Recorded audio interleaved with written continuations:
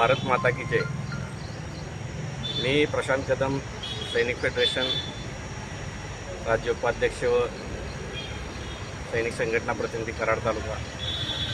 आज कराड या ठिकाणी सेवारत सैनिक अशोक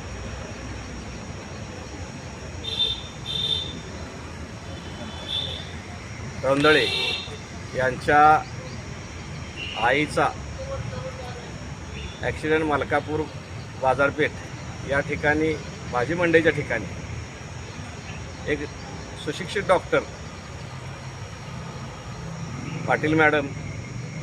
यांनी भरधाव वेगाने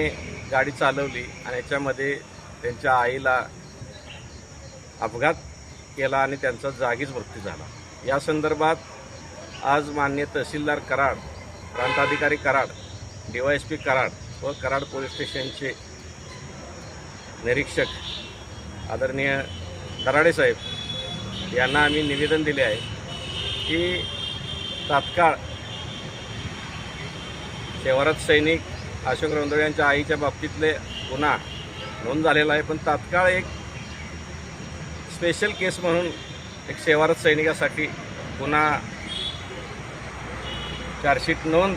कोर्टामध्ये दाखल करावी आणि तात्काळ या सेवारत सैनिकाच्या कुटुंबाला न्याय मिळावा आणि याच्यामध्ये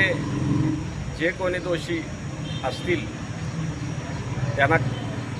कडक शिक्षा व्हावी असं पोलीस प्रशासनाला विनंती केलेली आहे। आणि यानंतर जर पोलीस प्रशासनानं 10 दिवसाच्या आत चार्जशीट दाखल करतो म्हणून सांगितलं आहे, तर यानंतर जर अशी गोष्ट घडली नाही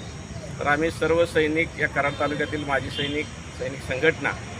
रस्त्यावर उतरून याचा निषेध मोर्चा काढण्यात येईल असंही या निवेदनात सांगण्यात आलं आहे। तरी माजी प्रशासनाला या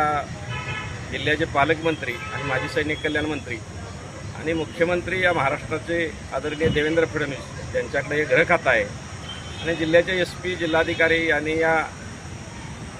प्रकरणामध्ये एक विशेष लक्ष द्यावं आणि यातील कराड दक्षिणचे विद्यमान आमदार अतुलभाऊ भोसले